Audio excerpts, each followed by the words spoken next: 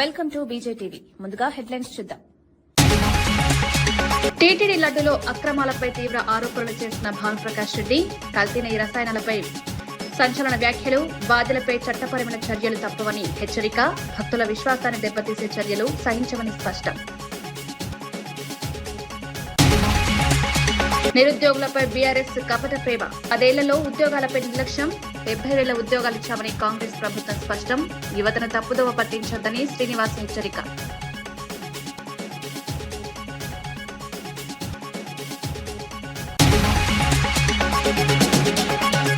గోడలపై కమలం చిత్రించి ప్రచారం ప్రారంభించిన కిషన్ రెడ్డి, మోదీ సభ నేపథ్యంలో బీజేపీ ప్రచారం, పరేడ్ గ్రౌండ్ సభ విజయవంతం, ప్రజల్లో బీజేపీపై విశ్వాసం పెరుగుతోందని వ్యాఖ్యలు.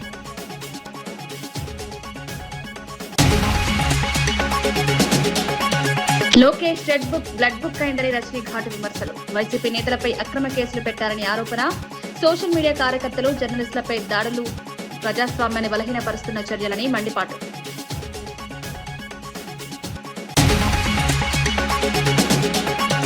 కవిత పార్టీ కుటుంబ విభేదాల ఫలితమని కేఏపాల్ సంచలన వ్యాఖ్యలు, వ్యక్తిగత కారణాలతో ఏర్పడిన పార్టీలు నిలవని వ్యాఖ్య, చిరంజీవి షర్మిల పార్టీలను ఉదాహరణగా చూపించి విమర్శ, ప్రజలు ఇలాంటి పార్టీలను నమ్మవద్దని పిలుపు. మాజీ మంత్రి విడుదల రజనీ లోకేష్ పై తీవ్ర ఆరోపణలు చేశారు. రెడ్ బుక్ పేరుతో తీసుకొచ్చిన విధానం ఇప్పుడు బ్లడ్ బుక్ గా మారిందని విమర్శించారు. వైసీపీకి చెందిన 2500 మంది నాయకులపై అక్రమ కేసులు పెట్టారన్నారు. దాదాపు 800 మందిపై హత్యాయత్నాలు జరిగాయని, 390 మందిని హత్య చేసినట్లు ఆరోపించారు. 700 మంది సోషల్ మీడియా కార్యకర్తలపై కేసులు నమోదు చేశారన్నారు. 70 మందికి పైగా జర్నలిస్టులపై దాడులు జరిగినట్లు పేర్కొన్నారు. ఇవన్నీ రాజకీయ కక్ష సాధింపే అని విమర్శించారు. ప్రజాస్వామ్య వ్యవస్థను బలహీనపరిచే చర్యలుగా అభివర్ణించారు. వైఎస్ఆర్ కాంగ్రెస్ పార్టీ నాయకుల మీద అక్రమ కేసులు నమోదు చేశారు. దాదాపు 800 మంది మీద, వైఎస్ఆర్ కాంగ్రెస్ పార్టీకి చెందిన వాళ్ళ మీద హత్యాయత్నం జరిగింది. 390 మంది మీద దాదాపు హత్యా ప్రయత్నాలు, హత్యకు గురైనటువంటి పరిస్థితులు. 700 మంది మీద, సోషల్ మీడియా యాక్టివిస్టుల మీద అక్రమ కేసులు నమోదు చేశారు. అది ఎంతవరకు వచ్చిందంటే, ఇక్కడ ఉన్నటువంటి మీలాంటి జర్నలిస్టుల వరకు కూడా 70 మందికి పైగా జర్నలిస్టులను కూడా మరి ఈ రెడ్ బుక్ చేరుకుంది. తెలంగాణ రక్షణ సేన పార్టీపై ప్రజాశాంతి పార్టీ అధ్యక్షుడు కేఏపాల్ ఘాటు వ్యాఖ్యలు చేశారు. కవిత తన కుటుంబంతో ఉన్న విభేదాల కారణంగానే పార్టీ స్థాపించారని విమర్శించారు. గతంలో చిరంజీవి, వైఎస్ షర్మిల స్థాపించిన పార్టీలు నిలబడలేదని గుర్తు చేశారు. అదే పరిస్థితి కవిత పార్టీకి కూడా ఎదురవుతుందని అభిప్రాయపడ్డారు. వ్యక్తిగత సమస్యలతో ఏర్పడిన పార్టీలు ఎక్కువ కాలం లేవన్నారు. ప్రజలు ఇలాంటి పార్టీలను నమ్మి మోసపోవద్దని సూచించారు. రాజకీయాల్లో స్థిరత్వం, స్పష్టమైన దిశ అవసరమని పేర్కొన్నారు.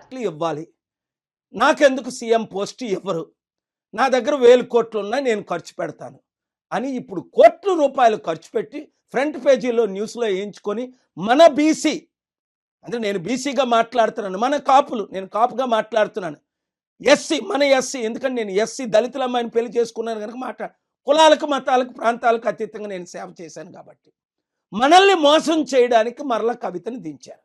80 సంవత్సరాలు మన బీసీల్లో ఒక్కడు ముఖ్యమంత్రి అయ్యాడా? 60% ఉన్నా. మన కాపుల్లో ఒక్కడిని ముఖ్యమంత్రి చేశారా? 27% ఉన్నా. మన దళితులు కానీ, ఎస్టీలు కానీ, ముస్లింలు కానీ, క్రిస్టియన్స్ని కానీ ఒక్కరిని 5 సంవత్సరాలు ముఖ్యమంత్రి చేశారా? ఇప్పుడున్న పార్టీలు 12 మంది రెడ్లు అయ్యారే, 3% ఉన్న వాళ్ళు 3 అయ్యారే. మనల్ని అవ్వనెవరు? వాళ్ళదే దోచుకోవడం, దాచుకోవడం, ఖర్చు పెట్టడం. అందుకే కవిత 1000 కోట్లు దోచుకున్నది, 1000 కోట్లు దాచుకున్నది, లక్షల కోట్లు సంపాదించడానికి తండ్రితో ఫైట్ చేసి, షర్మిల ఏ విధంగా అన్నతో జగన్తో ఫైట్ చేసి, అప్పుడే చెప్పాను షర్మిల పార్టీ ఫైట్ కొరకే, సక్సెస్ అవ్వదు, క్లోజ్ అయిపోద్ది. పవన్ కళ్యాణ్ టీడీపీ బీజేపీలో కలిసిపోతాడు. చిరంజీవి కంప్లీట్గా కాంగ్రెస్ పెట్టిన పార్టీ కాంగ్రెస్లో విలీనం అవుతాడని 2008లో నేను చెప్పలేదా? 2011లో ఆయన విలీనం అయిపోలేదా ఎంపీ తీసుకొని? ఇంకెన్నిసార్లు మోసపోతారు? మంచి వారికి అవకాశం ఇవ్వలేదా కోదండరాం లాంటి వాళ్ళకి? కనుక ఈ ఇప్పుడున్న 2-3 కులాలే కదా 80 సంవత్సరాలు మన తెలుగు రాష్ట్రాలు వెళ్తున్నాయి. ఈరోజు తెలంగాణ అప్పు 10-12 లక్షల కోట్లు, ఆంధ్ర అప్పు 13 లక్షల కోట్లు. అప్పులు ఎలా తీర్చుతారని అడిగితే కవిత అంటది 1,00,000 కోట్లు మిగిలి ఉన్నాయట. అంటే ఆవిడ కనీసం ఏబిసిడీలు కూడా తెలియదు. 1,00,000 కోట్లు మిగలలేదు. సంవత్సరానికి ఇప్పుడు తెలంగాణ గవర్నమెంట్ అప్పు చేస్తుంది 1,00,000 కోట్లు దాటి, వడ్డీ దాదాపు 50,000 కోట్లు, ఆదాయం కేవలం 2,00,000 కోట్లే. అర్థం చేసుకోండి. వీళ్ళ వలన, కవిత వలన ఎవ్వరికి ఒరిగేది ఏమీ లేదు. కేవలం తన ఫైట్ కొరకు BC, SC, ST, Christian, Muslims అందరూ ఏకము కండి గద్దరన్న చేరిన Prajashanti party chief secretary Danamayya గారు మాల, ఐఏఎస్ చీఫ్ సెక్రటరీ రోషయ్య గారు మాదిగ, కులాలను పక్కకు పెట్టి రండి పాల్గారితో చేరుదామని మన ప్రజాశాంతి పార్టీలో చేరారు. రిటైర్డ్ డీజీపీ సాంగ్లియానా గారు ఇప్పుడు కూడా బ్రతికే ఉన్నారు. ఇలాంటి హ్యామ్ రోడ్స్ టెండర్లలో భారీ అవినీతి జరిగిందని బీఆర్ఎస్ నేతలు ఆరోపించారు. 25% అధికంగా టెండర్లు వేసి మొబిలైజేషన్ పేరుతో డబ్బులు దోచుకుంటున్నారని ఆరోపించారు. దీనిపై ఆధారాలు చూపించినప్పటికీ కాంగ్రెస్ నాయకులు సమాధానం ఇవ్వడం లేదన్నారు. బదులుగా అనవసర వ్యాఖ్యలు చేస్తున్నారని విమర్శించారు. పదవులు వచ్చిన వెంటనే బాధ్యత లేకుండా వ్యవహరిస్తున్నారని పేర్కొన్నారు. ప్రజాధనం దుర్వినియోగంపై ప్రభుత్వం స్పందించాలని డిమాండ్ చేశారు.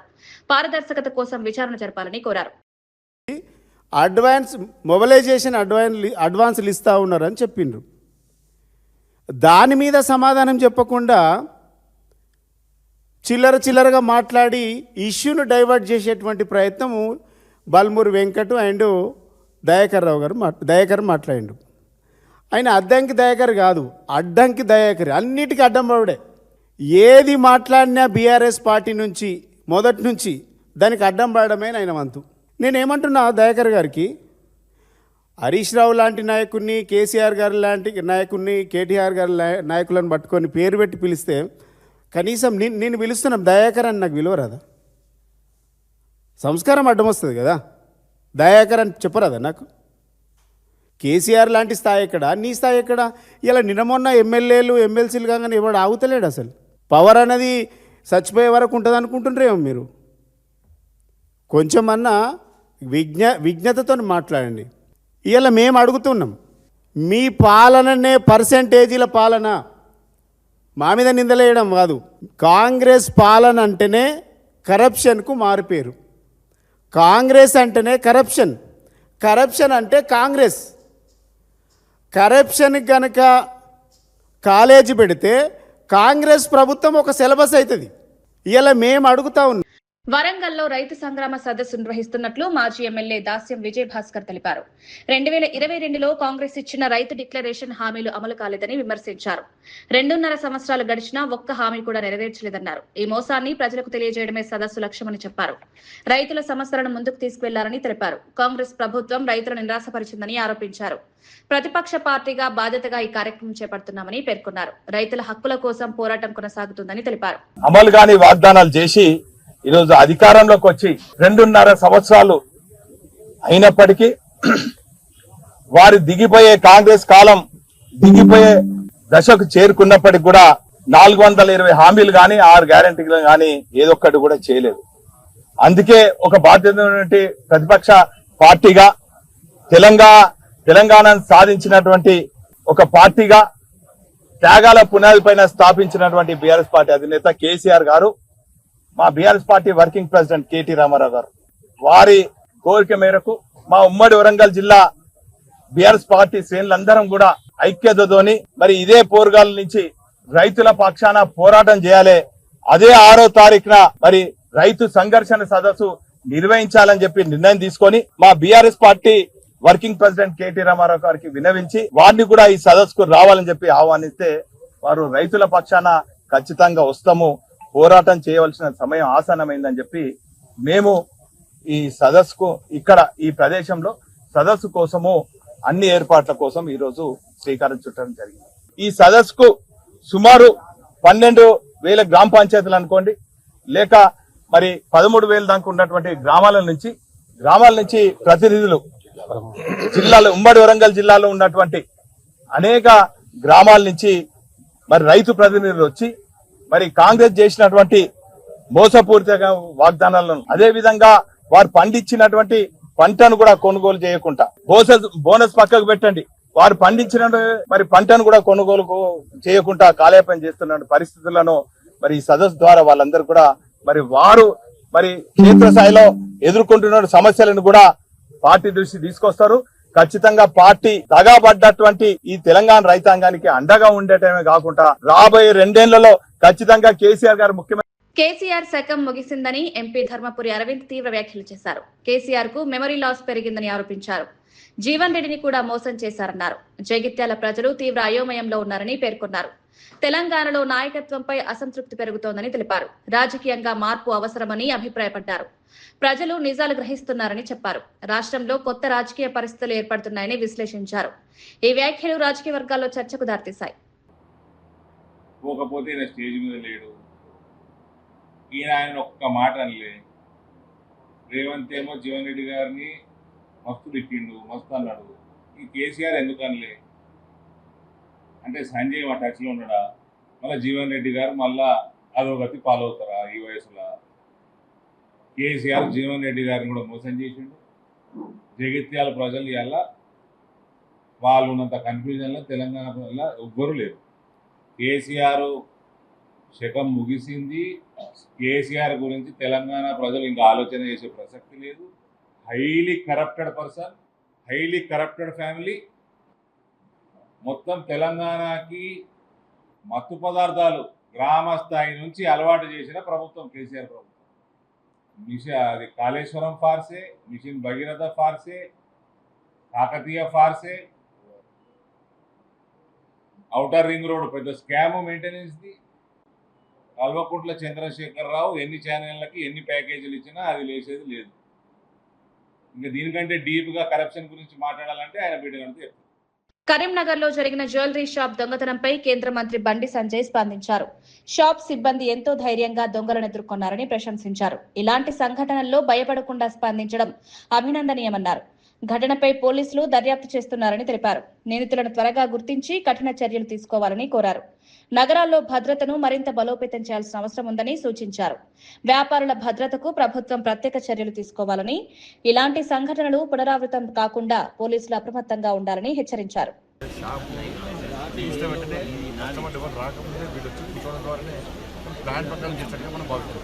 సార్, ఇంత ప్లాంట్ గా దొంగతనం జరిగింది, సెక్యూరిటీ ల్యాబ్స్ ఉన్నాయని చెప్పుకోవచ్చా? ఎందుకంటే కేంద్ర హోంశాఖ మంత్రిగా మీరు ఇదే ప్రాంతంలో ఉంటారు. సెక్యూరిటీ ల్యాబ్స్ అని కాకుండా జ్యువెలరీ వాళ్ళు కూడా సెక్యూరిటీ ఉండేది, కానీ ఇట్లా అయితే వాళ్ళు కూడా అనుకోలేదు. బట్ ఇప్పటికైనా కూడా ఈ సంఘటనను దృష్టి పెట్టుకొని అందరూ కూడా జాగ్రత్తగా ఉండి, మీ వ్యాపారం విషయంలో కూడా జాగ్రత్తగా ఉండి అందరినీ పరిశీలిస్తూ గమనిస్తూ వ్యాపారం చేసుకుంటున్నారు. తప్పకుండా అందరూ ప్రభుత్వం సహకరిస్తుంది, రాష్ట్ర ప్రభుత్వం సహకరిస్తుంది, కేంద్ర ప్రభుత్వం సహకరిస్తుంది, మూడు సహకరిస్తుంది. సేఫ్టీ లేదని చెప్పి ఇండికేషన్స్ వెళ్ళిపోతున్నాయి జనాల్లోకి. ఫ్రూట్స్ వ్యాపారం పూర్తి విచారణ జరుగుతూ కూడా మనం విచారణ దొరికినాక వాళ్ళ పరిస్థితి వెళ్ళి వాళ్ళు ఏ దొంగలు, ఈ దొంగలు, ఈ రాష్ట్ర దొంగలు, వేరే సంబంధించిన వాళ్ళ వాళ్ళకి ఏమైనా సంబంధాలు ఉన్నాయో మనం బయట చెప్పగలుగుతాం. అంటే సెంట్రల్ ఇప్పుడే జరిగింది కాబట్టి మనం దాని వచ్చి తప్పుడు వ్యాఖ్యలు చేయడం మంచి పద్ధతి. కర్ణాటక నుంచి గతంలో కూడా ఇంతకుముందు డ్యామ్లో జరిగింది, చాలా జరిగింది ఇంతకుముందు. ఈ మధ్య టైం తగ్గింది. సరే, ఈ ఇన్సిడెంట్ కొంచెం బాధాకరం. అలా జనరల్గా కర్ణాటక నుంచి వచ్చిన దొంగలు ఏటీఎంలు, జ్యువెలరీ షాప్స్ టార్గెట్ చేసుకుంటున్నారు. వాళ్ళ మీద ఏమైనా సస్పెక్ట్ చేస్తున్నారు? చూసి తెలుస్తాం. ఆ దొంగలు ఇదో మనం దొంగ అనుకోలేదు కదా. వాళ్ళకి ఫైనల్ ఒక నిర్ణయం రాలేదు. సీసీ చెక్ చేస్తున్నారు కాబట్టి అన్ని పరిశీలించాక బయటకు వస్తాం. వైసీపీ నేత పూడి శ్రీహరి జగన్ నాయకత్వాన్ని ప్రశంసిస్తూ కీలక వ్యాఖ్యలు చేశారు. భవిష్యత్తులో జగన్ లాంటి నాయకుడు రావడం కష్టమన్నారు.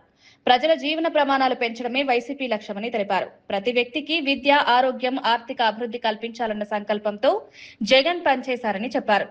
రాష్ట్ర అభివృద్ధి కోసం ఆయన అహోరాత్రులు శ్రమించారని పేర్కొన్నారు. సుపరిపాలనలో ప్రజల విశ్వాసాన్ని గెలుచుకున్నారన్నారు. ప్రజల సంక్షేమమే జగన్ రాజకీయ లక్ష్యమని వివరించారు. మళ్ళంటి వాళ్ళని గుర్తించి కొంత పైకి తీసుకెళ్లే ప్రయత్నం చేయడమే కాకుండా మన ప్రయాణాన్ని జర్నలిస్ట్ గానే ఆపలేదే. సో పార్టీ ప్రజాస్వామ్య ప్రక్రియలో కూడా మీలాంటి వాళ్ళు రావాలి, అందులో పాలు పంచుకోవాలి, అందులో భాగస్వామ్యం కావాలి. ప్రజలకు సంబంధించిన అనేక సమస్యల పరిష్కారం వైఎస్ఆర్ కాంగ్రెస్ పార్టీ ఏదైతే లక్ష్యంగా పెట్టుకుందో ప్రజల జీవన ప్రమాణాలను పెంచి ఒక బెటర్ లివింగ్ సిచ్యువేషన్ రాష్ట్రంలో తీసుకురావాలి. డెవలప్మెంట్ అనేది ఒక కాన్సన్ట్రేటెడ్గా ఏ ఒక్కరికో, కొందరికో, ఏ ప్రాంతానికో కాకుండా రాష్ట్రంలో ప్రతి కుటుంబం కూడా చాలా ఆనందంతో ఉండాలి, చాలా సంతోషంతో ఉండాలి. ప్రతి ఒక్కరు కూడా నాణ్యమైన విద్య, వైద్యం, అలాగే ప్రజలు ఎక్కువగా ఆధారపడే వ్యవసాయ రంగంలో కూడా సమూల మార్పులు, విప్లవాత్మక సంస్కరణలు, ఇవన్నీ కూడా ఒక ఎజెండా. రానున్న 10-100 సంవత్సరాలకు సరిపడా ఒక ఎజెండా పెట్టుకున్నారు. తన జీవితం ఉన్నంత వరకు కూడా ప్రతి మనిషిలో కూడా చదువు కోసం కానీ ఆరోగ్యం కోసం కానీ బ్రతకడానికి కానీ ఎవరి మీద ఆధారపడాల్సిన అవసరం లేకుండా ఒక మంచి ఎకానమీ, సస్టైనబుల్ ఎకానమీ మోడల్ని తీసుకురావాలన్న ఆలోచన గట్టి సంకల్పం ఆయన.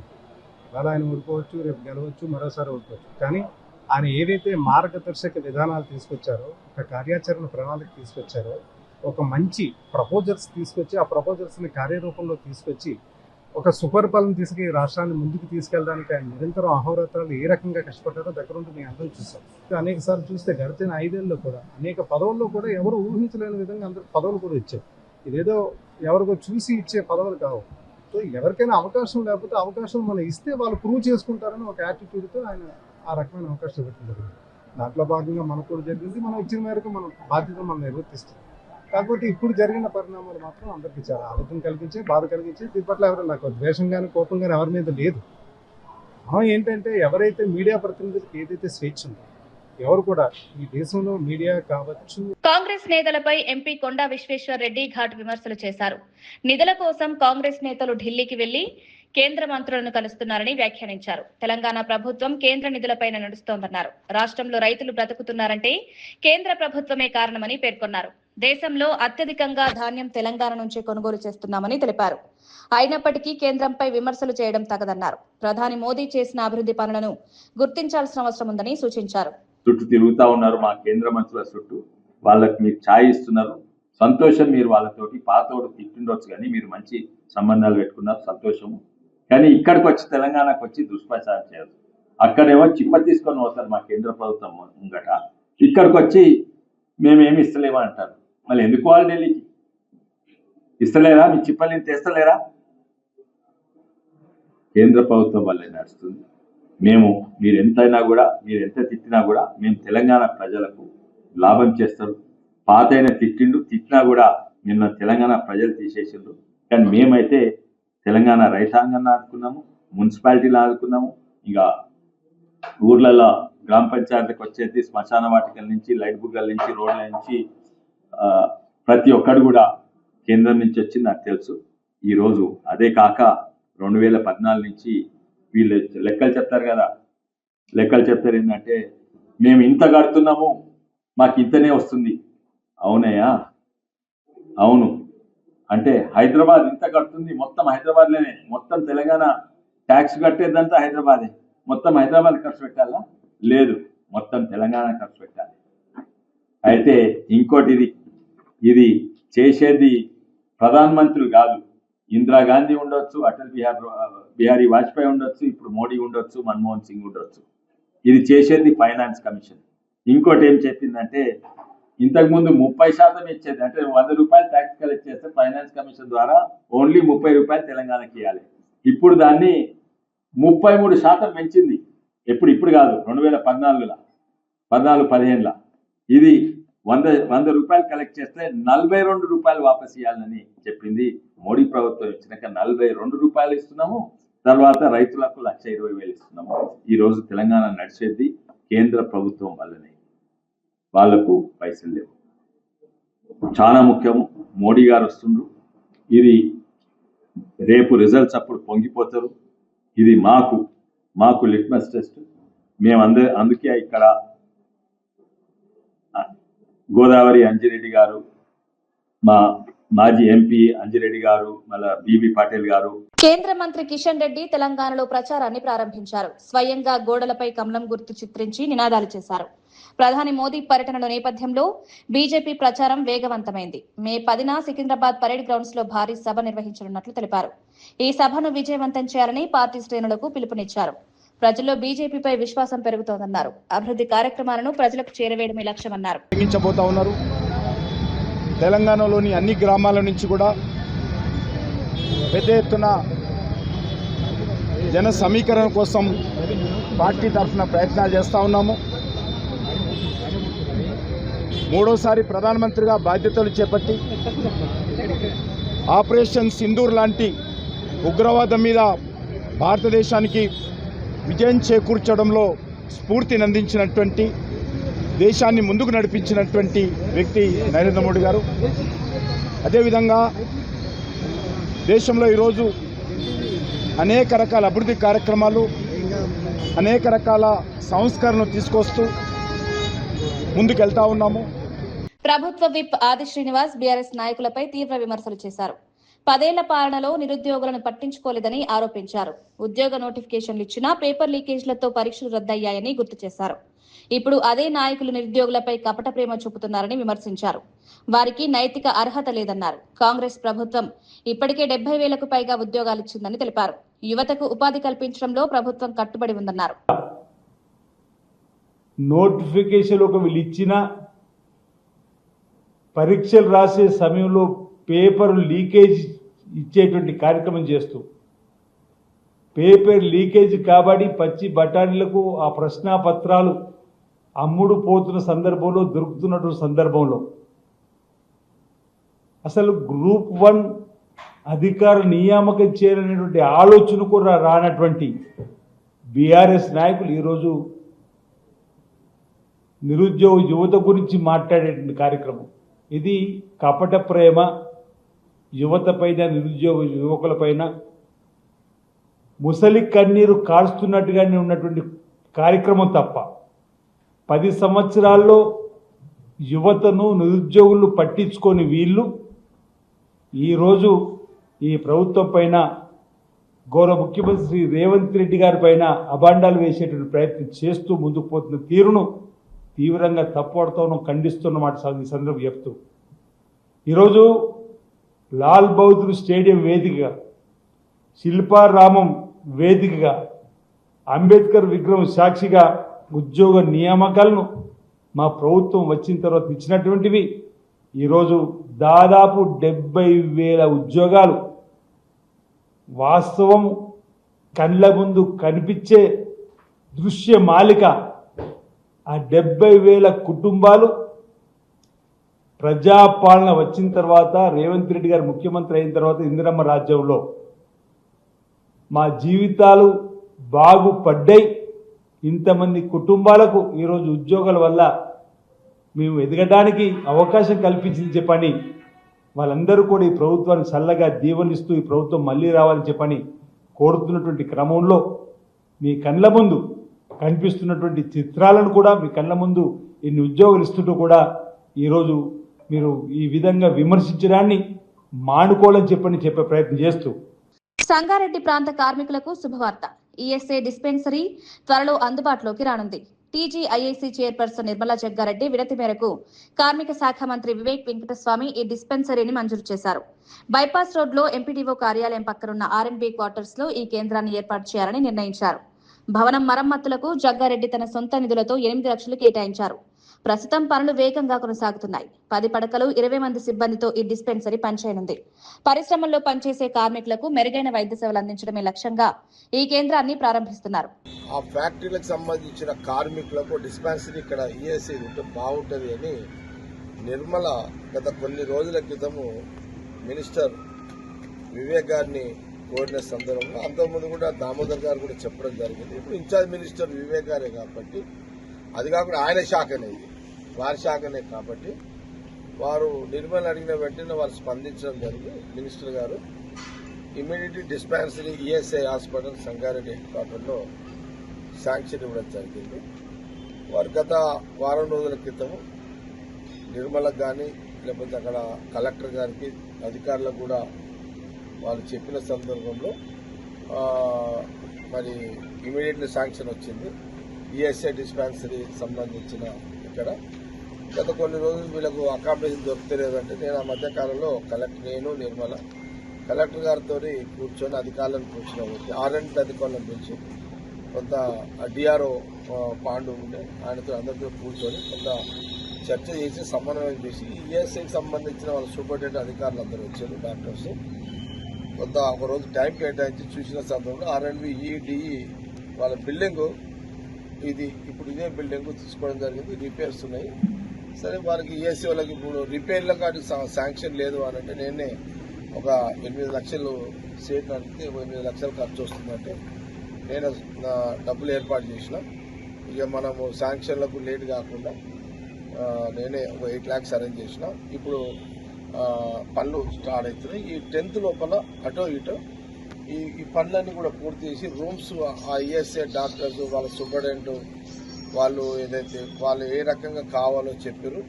వాళ్ళు ఈ ప్రస్తుతానికైతే ఇక్కడ ఒక 10 బెడ్రూమ్స్, దాదాపు ఒక 20 మందితో స్టాఫ్, 10 బెడ్స్ సంబంధించిన ఒక హాలు, అట్లాగే వాళ్ళు ల్యాబ్స్ ఉంటాయి, వాళ్ళ వెయిటింగ్ రూమ్స్ కానీ, పేషెంట్ కూర్చోడానికి కానీ,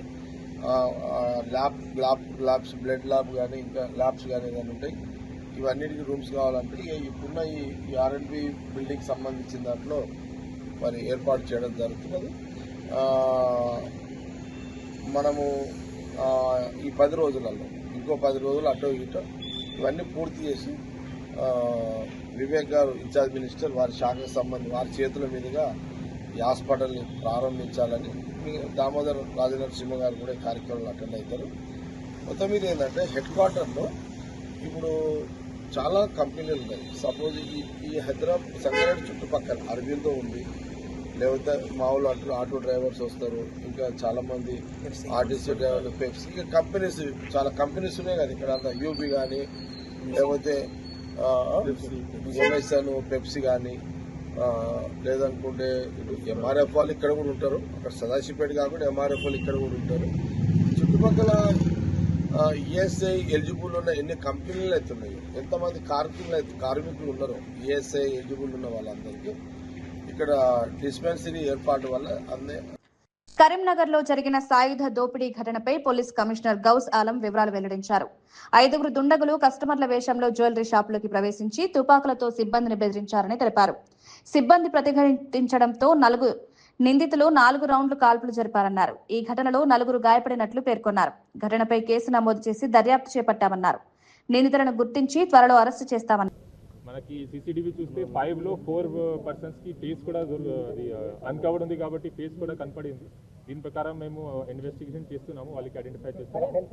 ఇక్కడ వచ్చిన తర్వాత వీళ్ళు ఇక్కడ ఉన్న గార్డ్ కి గన్ పాయింట్ లో హోస్టేజ్ చేసి రాబరీ స్టార్ట్ చేశారు. మధ్యలో sales manager other team members they try to over power జరిగినప్పుడు వీళ్ళు పానిక్ అయి ఫైరింగ్ చేశారు. టోటల్ 5 పిస్టల్స్ ఉన్నాయి. 4 మనకి కార్ట్రిడ్జ్ దొరికింది. 4 ఫైరింగ్ అయిన తర్వాత వీళ్ళు ఒక బ్యాగ్ లో సమ్ స్టోలెన్ రాబ్డ్ ఐటమ్ తీసుకొని పాడిపోయారు. దీంట్లో ఉన్న విక్టిమ్స్ టోటల్ 4 ఉన్నారు. 4కి గన్ షాట్ ఇంజరీ అయింది, కానీ నాన్ ఫెటల్ ఇంజరీ ఉంది. అందరూ అవుట్ ఆఫ్ డేంజర్ ఉన్నారు. ఇప్పుడు ప్రైవేట్ హాస్పిటల్ వాళ్ళకి ట్రీట్మెంట్ నడుస్తుంది. వాళ్ళు కూడా మేము స్టేట్మెంట్ రికార్డ్ చేస్తున్నాము. ఇది కాకుండా జ్యువెలరీ షాప్ లో ఉన్న అదర్ ఆఫీషియల్స్ కూడా స్టాఫ్ కూడా మేము స్టేట్మెంట్ రికార్డ్ చేస్తాము. సీసీటీవీ కెమెరాస్ చూసి అఫెండర్స్ కి ఐడెంటిఫై చేయడానికి ప్రయత్నం జరుగుతుంది. వెంటనే మనకి తిరుమల శ్రీవారి లడ్డు ప్రసాదం తయారీలో జరిగిన అక్రమాలపై టీటీడీ సభ్యుడు భానుప్రకాష్ రెడ్డి తీవ్ర వ్యాఖ్యలు చేశారు. గత ప్రభుత్వ హయాంలో లడ్డు తయారీలో కల్తీ నెయ్యి, రసాయనాలు ఉపయోగించారని ఆరోపించారు. ఇది మహాపాపమని పేర్కొన్నారు. 1 మ్యాన్ కమిటీ నివేదిక ఆధారంగా అప్పటి అధికారులపై చట్టపరమైన చర్యలు తీసుకుంటామని తెలిపారు. సింఘాల్, ధర్మారెడ్డి, వైవి సుబ్బారెడ్డి, భూమన కరుణాకర్ రెడ్డిలపై చర్యలు తప్పవన్నారు. భక్తుల విశ్వాసాన్ని దెబ్బతీసే చర్యలు సహించబోమని హెచ్చరించారు. భవిష్యత్తులో ఇలాంటి ఘటనలు జరగకుండా కఠిన చర్యలు తీసుకుంటామని తెలిపారు. మనకు దినేష్ కమిటీ కూడా రిపోర్ట్ ఇవ్వడం జరిగింది. ముఖ్యంగా ఆ రోజు ఉన్నటువంటి ధర్మకర్తల మండలి అప్పుడున్నటువంటి నియమ నిబంధనలు సడలించినటువంటి కారణంగా అప్పుడున్నటువంటి ఈఓ సింగాల గారు, ధర్మారెడ్డి గారు, దాని తర్వాత కరుణాకర్ రెడ్డి గారు, సుబ్బారెడ్డి గారు, వీళ్ళందరూ ఈ మహాపాపంలో భాగస్వాములుగా భావిస్తున్నాం. ఖచ్చితంగా వీరందరి మీద చట్టపరమైనటువంటి చర్యలు తీసుకునే అవకాశం తొందరలోనే ఉంది. రాబో ధర్మకర్తల మండలి 6వ తేదీ జరగబో ధర్మకర్తల మండలి సమావేశంలో దీని మీద చర్చించి వారి మీద ఏ విధంగా క్రిమినల్ ప్రొసీడింగ్స్ తీసుకోవాలో ఆ విధంగా ఖచ్చితంగా మేము ముందుకు పోతాం. ఎవరిని వదిలే ప్రసక్తే లేదు. స్వామి దగ్గర అపచారం చేసిన వాళ్ళందరినీ రాబో రోజుల్లో చట్ట పరిధిలో చట్టరీత్యా వాళ్ళందరికీ శిక్ష పడే విధంగా ధర్మకర్తల మండలి కృషి చేస్తుంది, చర్యలు తీసుకుంటుంది. నాటి వార్తా విశేషాలు మరో బులెటిన్లో మళ్ళీ కలుద్దాం. నమస్కారం.